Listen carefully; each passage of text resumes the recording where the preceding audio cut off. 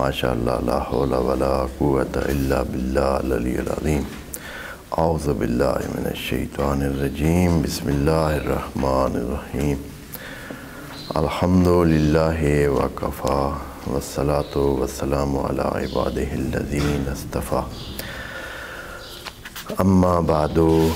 فرب اشرح لی صدری ویسر لی امری واحلل عقدۃ من لسانی یفقہوا قولی وقل رب ادخلنی مدخل صدق واخرجنی مخرج صدق واجعل لی من لدنک سلطانا نصیرا۔ بسم اللہ وباللہ وتوکلت علی اللہ۔ قال اللہ تبارک و تعالی فی سورۃ آل عمران آیت نمبر 15 اور 16۔ اعوذ باللہ من الشیطان الرجیم، بسم اللہ الرحمن الرحیم۔ قل اعنبئکم بخیر من ذالکم للذین اتقوا عند ربہم جنات تجری من تحتها الانہار خالدین فیہا وازواج مطہرۃ ورضوان من اللہ واللہ بصیر بالعباد۔ الذین یقولون ربنا اننا آمنا فاغفر لنا ذنوبنا وقنا عذاب النار۔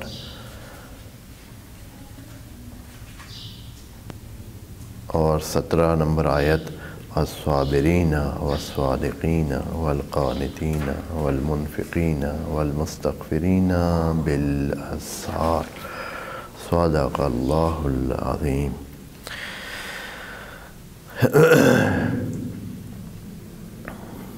اس آیت نمبر 15 میں رب ذوالجلال نے وہ پیکج جو اللہ کے پاس ہے، جو اس کے پاس ہے، اور وہ متقابل ہے اس پیکج کے یا اس عارضی اور قریبی زندگی کے مزین شدہ پروگرام کے مقابل ہے، اس کی کلی طور پر وضاحت کی ہے۔ جزیات بہت نہیں بتائی ہیں، لیکن ایک کلی تصویر ہمارے سامنے رکھی ہے اور اس کو مقابل قرار دیا ہے اس کے، جیسے کہ آیت نمبر 14 میں یہ بات اصل میں جہاں سے چھڑی تھی کہ خدا کریم نے وہ رغبتیں، وہ چاہتیں، وہ انسان کی خواہشیں اور شہوات جو اس دنیا میں مزین کر دی گئی ہیں اور انسان اس کی طرف کھچے چلا جاتا ہے، یہ اب خدا کریم کی طرف سے بتا دیا گیا ہے۔ تو ہمیں یہ کہ کوئی یہ کہے کہ کسی کے اندر یہ خواہشات نہ ہوں تو وہ ناس نہیں ہے، وہ بندہ نہیں ہے، وہ انسان نہیں ہے۔ کوئی بندہ کہتا ہے نا کہ نہیں ہم تو مجھے کچھ نہیں ہوتا ہے، یہ سب میں فلاں یہ سلسلے کرتا بھی رہا ہوں، مجھے کچھ نہیں ہوتا ہے۔ تو خدا کریم یہ کہہ رہا ہے کہ زوجینا سے جو پچھلی آیت میں کہا تھا کہ یہ کسی کے بس میں نہیں ہے، یہ سب کے اندر ہے۔ اور اگر کوئی کہتا ہے تو وہ سمجھیں کہ بندے کی خاصیات سے خالی ہے، وہ بندہ نہیں ہے۔ ایک گائے کے لیے فرق نہیں ہوتا ہے کہ مثلاً اس کے جو چیزیں مزین شدہ ہیں یا سادہ حالت میں ہیں، دونوں صورتوں میں اس کے لیے برابر ہے، لیکن انسان کے لیے بہت ساری چیزوں میں فرق ہوتا ہے۔ آپ پتہ نہیں ان چیزوں کو باہر دیکھتے ہیں یا نہیں، یا متوجہ ہوتے ہیں کبھی ان چیزوں کا جو قرآن میں کہیں ان کا اصلی دنیا میں مطالعہ کیا کریں، دیکھا کریں کہ کیسے ہو رہا ہے۔ تو جیسے کہ دوسرے وجودات ہیں ان میں سے کسی کو اس طرح کی رغبتیں جو یہ موجود ہیں، اب ایک گائے کو کوئی شوق نہیں ہے کہ اس کا ایک بچہ ہو، 10 ہوں، یا سرے سے ہو ہی نہیں، یا یہ ہے کہ اس کے جو مثلا مال اموال کتنے ہوں، مثلا کیا ہے اس کو کوئی ہے اس طرح کی توجہ، یا کسی اور حوالے سے مثلا، یا کسی اور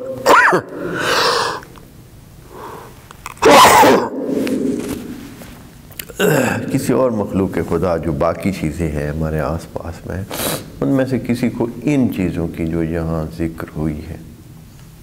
حتیٰ گائے کو جس گھاس کو وہ چرتی ہے اسی کا بھی شوق نہیں ہے کہ وہ اس کے مثلا ایک پلاٹ نہ ہو، ایک کھیت نہ ہو، 2 کھیت نہ ہو، 10 کھیت ہو مثلا، حتیٰ اسی چیز کو وہ جو چرتی ہے حتیٰ اس کا بھی اس کو صرف اتنا پتہ ہے کہ یہ جو اس کے سامنے ہے اپنا ہے، پرایا ہے، یہ ہے، وہ ہے، کچھ بھی ہے، اس نے وہ کھانے کا اس کو دل کرے گا، اس کے کھانے کا اندر اس کے وہ جو خاص قسم کی کیفیت پائی گئی ہے، تو بس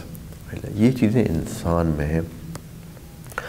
تو اس کے مقابلے میں خدا کریم نے کہا ہے کہ یہ پیکج ہے تیرے سامنے ہے، بہت ہی آراستہ اور دل خواستہ بھی بنا ہوا ہے، لیکن اے انسان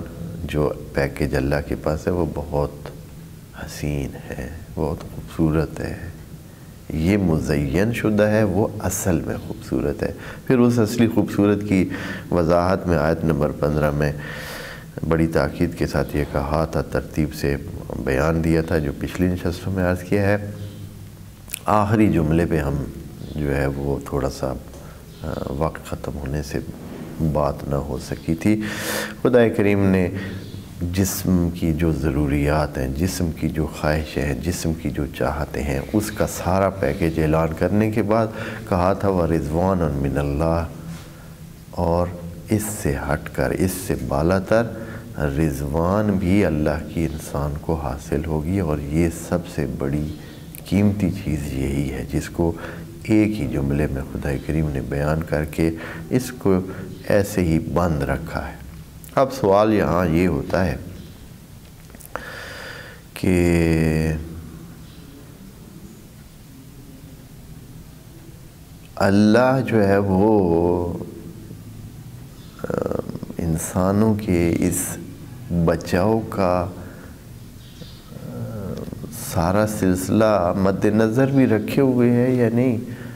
انسان تو بڑے ہی دھیان کرتا ہے، انسان بڑا باریک بین بھی ہے، اگر وہ چاہے تو بہت حتیٰ ایک لفظ کو بڑے ہی دھو دھا کر استعمال کرتا ہے،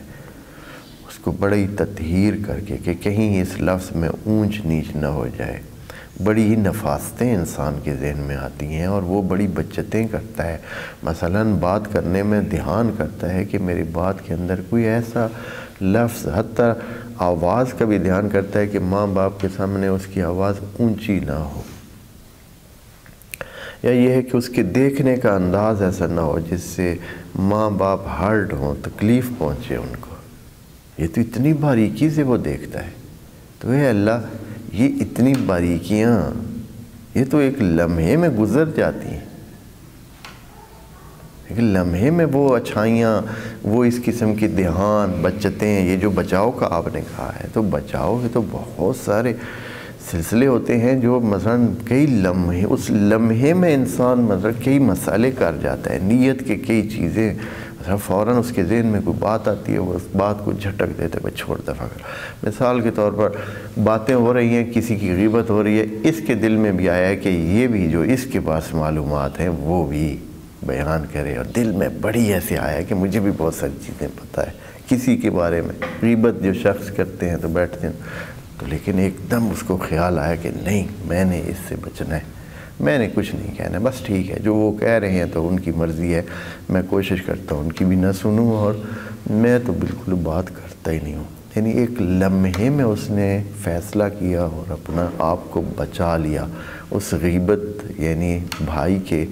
مرے ہوئے بھائی کے گوشت کھانے سے خود کو بچا لیا۔ لیکن اے اللہ اس سارے کا نوٹس آیا تو لے رہا ہے، تو یہ جملہ جو ہے نا خدا کریم نے یہاں کہا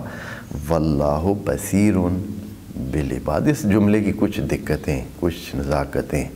کچھ بہت خوبصورتیاں آپ کو توجہ دلاتا ہوں۔ یہاں کہا ہے بصیر، یہاں کہہ سکتا ہے اللہ واللہ علیم بالعباد،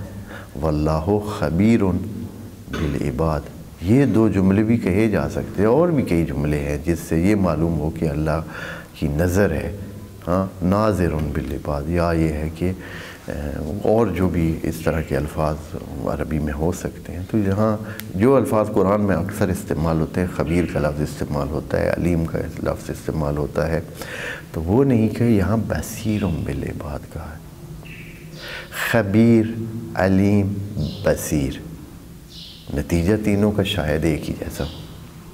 تینوں کا نتیجہ ایک ہی جیسا ہو۔ جو خبیر ہے وہ بھی خبر رکھتا ہے، مفعول تو مذکور نہیں ہے، جو بھی مخبوران جو بھی ہو،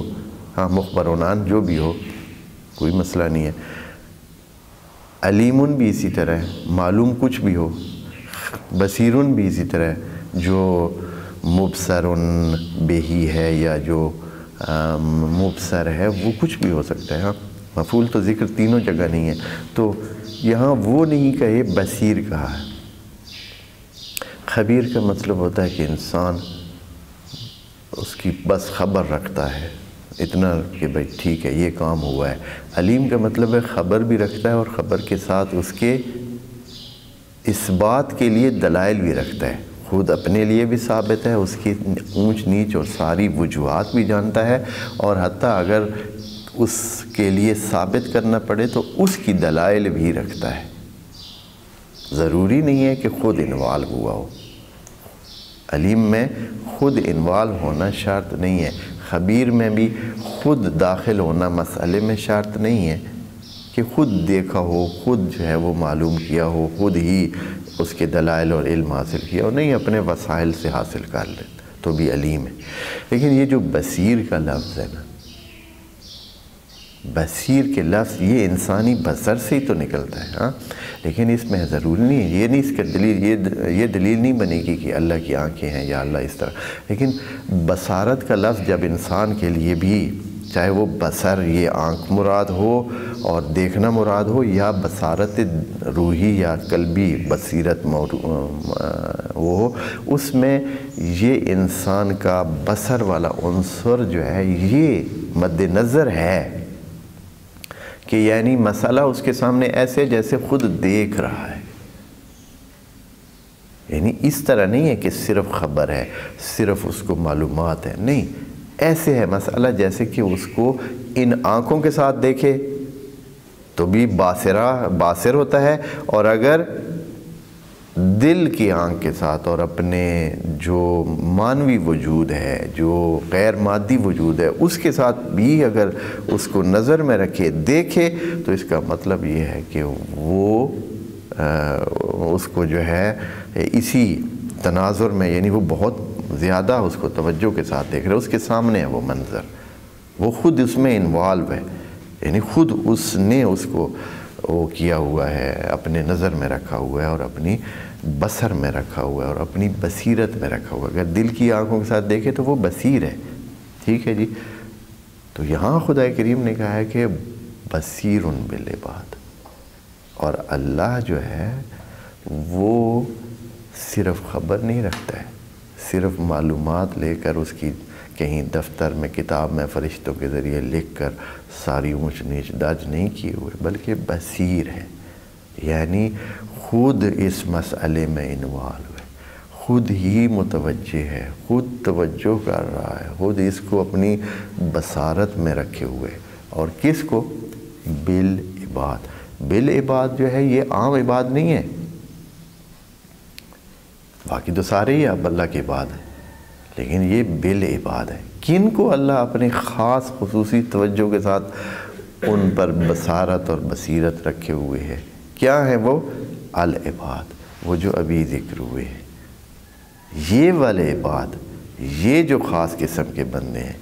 یہ جو للذین اتقوا ہیں، جنہوں نے اپنے آپ کو بچایا، جنہوں نے اپنے آپ کو اس طرح رکھا کہ بچا کے صاف ستھرے اور تطہیر کے انداز میں اللہ کے پاس آئے،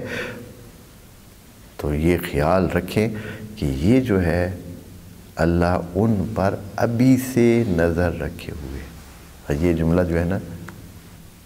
اس کو یہ نہ خیال کیا جائے کہ یہ حساب کتاب کے لیے، آخرت کے لیے، واللہ بصیر بالعباد، یہ جملہ اسمیہ ہے اور اس کا کوئی زمانہ نہیں ہے، فعل تو اس میں ہے ہی نہیں۔ اس کا مطلب ہے کہ ابھی سے وہ جو تقوی والے لوگ ہیں وہ اللہ کی بصیرت میں ابھی سے موجود ہیں۔ واللہ بصیرٌ یعنی حالیاً، ابھی فعلیاً، ابھی موجود ہے، ابھی یہ کام ہو رہا ہے کہ جو تقوی کر رہے ہیں وہ اللہ کی بصیرت میں ہیں۔ بس یہ خیال نہ کیا جائے کہ وہ جو ٹھیک ہے اپنی طرف سے وہ پتہ نہیں کر رہا ہے اچھائیاں، کسی کو پتہ ہے یا نہیں ہے، ایسا نہیں ہے۔ نہ صرف یہ ہے کہ وہ علیم و خبیر ہے اور اس کے فرشتے اور وہ اپنی جگہ پر وہ سارا کام کر رہے ہیں، لیکن خدا کریم اس آیت کے اس ٹکڑے میں یہ فرما رہا ہے کہ خود میں اپنی الوہیت کے ساتھ، اور جب اللہ کا لفظ ہے یعنی اپنے تمام کائناتی وسائل کے ساتھ، اپنے تمام مخلوقات کے ساتھ، اپنے تمام اس وجود کے ساتھ، اپنی تمام صفات کے ساتھ۔ آپ جانتے ہیں کہ اللہ کا لفظ جو ہے یہ جامع جمیع صفات الہی ہے۔ جب رب کہا جائے تو وہ ایک خاص قسم کے حصے کی بات ہوتی ہے، ایک انسانوں کی پروردگاری کی بات ہوتی ہے یا پورے جہان کی پروردگاری کی بات ہوتی ہے، لیکن جب اللہ کا لفظ بولا جاتا ہے تو اس کا مطلب ہے کہ اللہ اور اس کی تمام مخلوق یہ سارے کے سارے مل کر اس مسئلے میں شامل ہیں۔ واللہ بصیر بالعباد، یعنی اس کا مطلب اس سے بھی وسیع تر بھی ہے کہ جب بصیر بالعباد ہے تو پھر سمجھیں کہ اس کا بہت ساری جگہوں پہ دھیان بھی ہو رہا ہے، اور یہ اللہ کی مدد سے ہی ہوتا ہے کہ کوئی انسان بچ جاتا ہے۔ وَإِلَّا یہ نہیں ہے کہ وہ اتنا کہے کہ اچھا میں اپنے زور پہ بچ رہا ہوں اور پھر اللہ میری طرف متوجہ ہو رہا ہے، نہیں۔ جب انسان اس قسم کی نیت رکھتا ہے تو خدا کریم خود جو ہے اپنی اس بصیرت کے اندر رکھ کر تمام وسائل جہان کو بھی اس انداز میں وہ سیٹ کرتا ہے کہ اس بندے کی مدد ہوتی ہے کہ وہ ایسا کام کر جاتا ہے۔ آپ کبھی کبھی دیکھتے ہیں نا بہت بڑے بڑے لوگ کام کر جاتے ہیں، بندہ حیران ہے کہ یہ اس نے کیسے کیا ہے، کس طرح یہاں اس لیول پر پہنچا ہے، یہ اتنا بڑا کام اس نے کیسے کیا ہے۔ مادی کام نہیں ہوتا ہے، معنوی کام ہوتا ہے۔ مثال کے طور پر آپ کہتے ہیں کہ یہ مثال کے طور پر اس نے یہ اتنے لوگوں کی مدد کی ہے۔ مثال کے طور پر یہاں ایک gains book of world record جو تھی، Guinness book of world record جو ہے، اس میں ایک درج ہے کہ یہاں اس ایریے کا ایک ڈاکٹر تھا، اس نے لاکھوں انسانوں کی آنکھوں کے آپریشن کیے تھے، اسی چکوال کا تھا،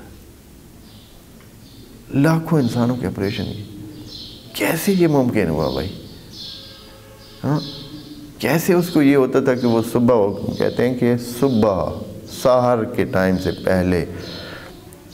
بسترے جو ہے، یہ جو بیڈ تھے ان کے مریضوں کے، وہ لائنوں میں لگے ہوتے اور وہ دھڑا دھڑ کر رہا ہے آپریشن، یہ آپریشن کرتے ہیں، نکالتے جائیں، یعنی اتنے کہ ایک دن میں حتیٰ اس نے یعنی اتنے کیے کہ اس کے بعد کسی نے اتنے آپریشن نہیں کیے۔ Guinness book of world record آپ نے کبھی پتہ نہیں دیکھی ہے، یعنی کہ جو دنیا کے ایسے یعنی جو دوسرے نہیں کر سکتے ہیں وہ چیز وہاں درج ہوتی ہے۔ تو یہ کیسے ممکن، یا اس طرح اور کتنے لوگ ہیں جنہوں نے کیسے کرا، تو یہ کیسے ممکن ہوتا ہے؟ واللہ بصیر بالعباد، وہ اس قسم کے لوگوں پر بصارت رکھتا ہے، بصیرت رکھتا ہے، وہ ان کو نظر میں رکھتا ہے، پھر ان کو وہ مدد دیتا ہے۔ بعض اوقات واقعاً ایسے ہوتا ہے کہ بندہ حیران، یہ بندہ کیسے کرتا ہے، کس طرح اتنی چیزوں کو یہ کر لیتا ہے۔ بعض کتابیں لکھنے والے گزرے ہوئے علماء ایسے تھے کہ جو انہوں نے کتابیں لکھی ہیں وہ ہم اپنی زندگی لگائیں تو ساری پڑھ نہیں سکتے، سمجھ نہیں سکتے۔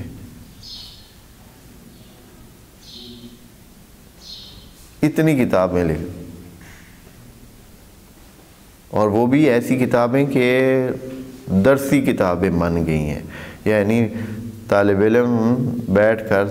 اس کو ایک صفحہ پڑھتے ہیں روزانہ ایک صفحہ پڑھ سکتے، زیادہ نہیں پڑھ سکتے۔ یہ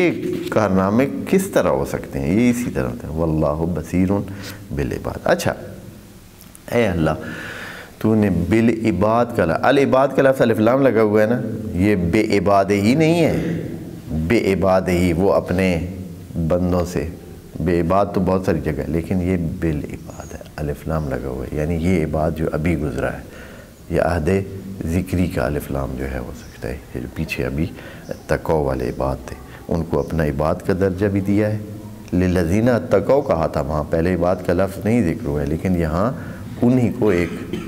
درجہ دے دیا، کیا؟ العباد، وہ العباد ہے۔ اور یہ عباد کے درجہ اگر آپ نے سمجھنا ہے تو جناب ختمی مرتبت کے درجہ جو نماز میں خدا کریم نے اس کے لیے الفاظ رکھے ہیں اس کی توجہ کریں، وَأَشْهَدُ أَنَّ مُحَمَّدًا عَبْدُهُ،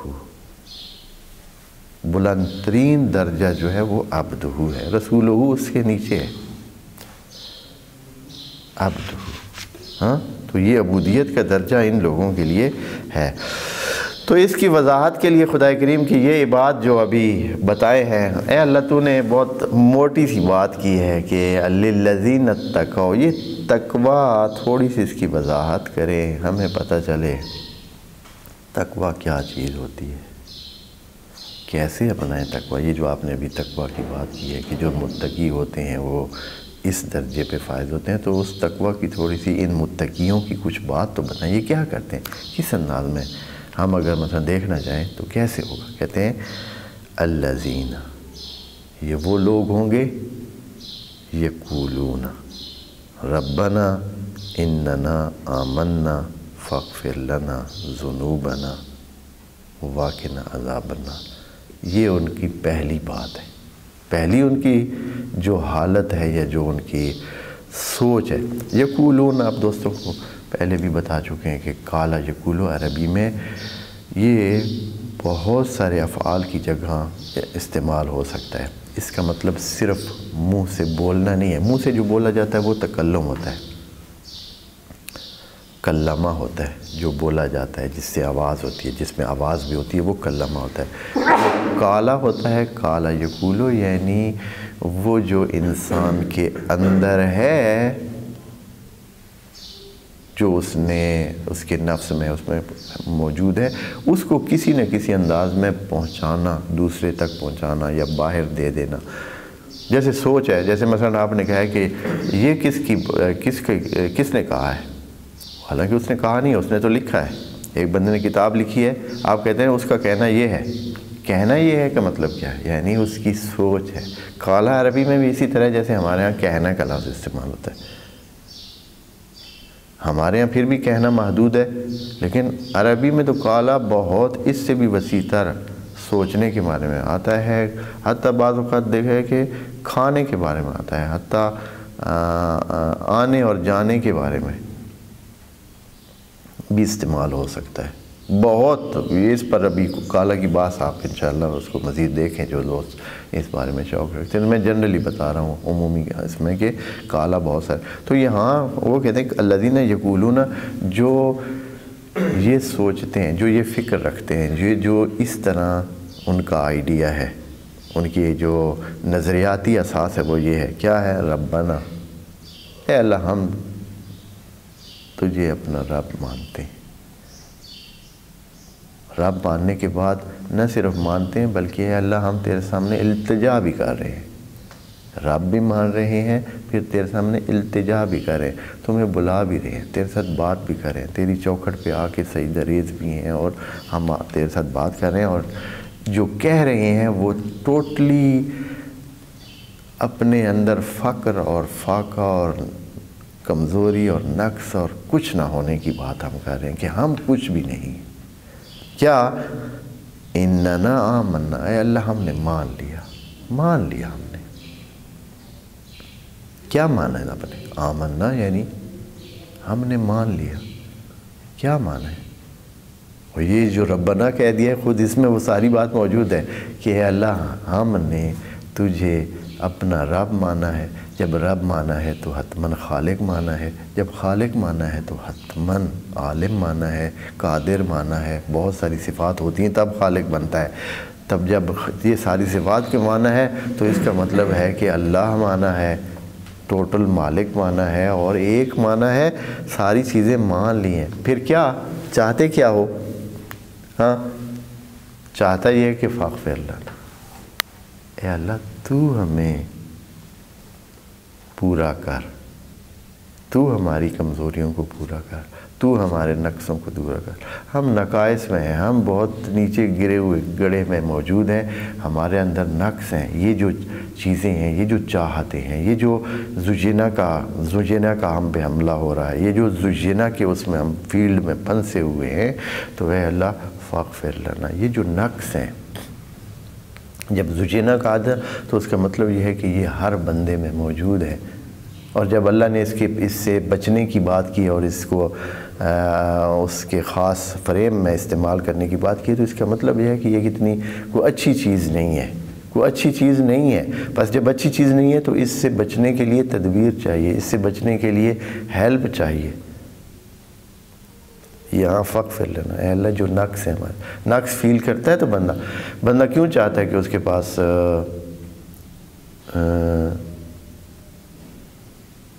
نساء ہوں، یا اس کے پاس سونا چاندی ہو، یا اس کے پاس بچے ہوں، بنین ہوں، یا اس کی جو ہے زراعتیں ہوں، اس کی کھیتیاں ہوں، اس کے پاس بہت سارے خیل مسومہ ہوں یا گاڑیاں ہوں یا اس طرح کی چیزیں؟ کیوں چاہتا ہے انسان؟ اس لیے کہ وہ اپنے اندر نقص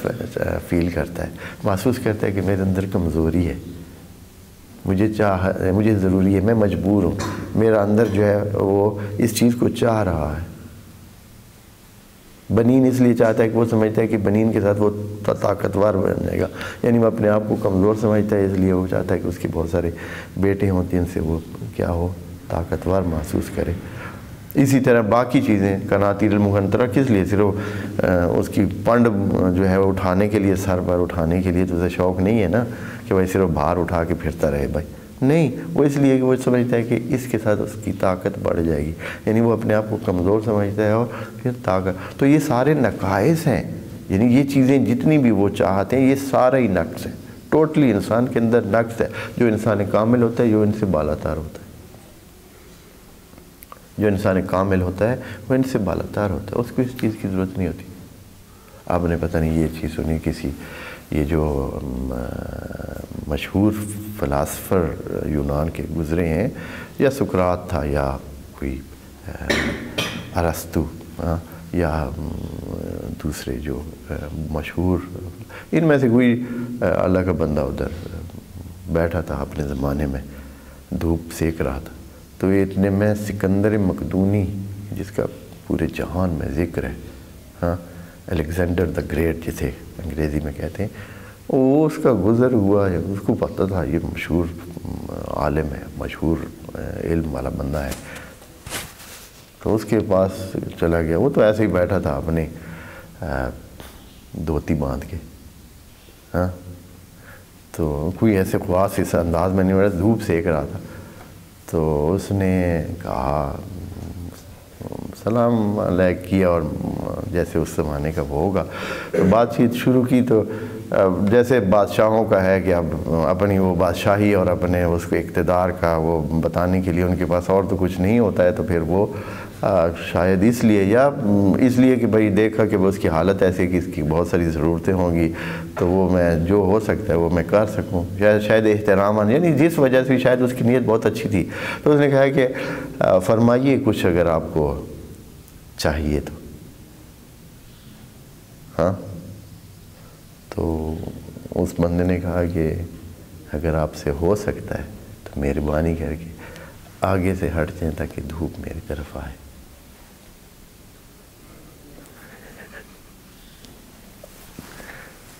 ہاں،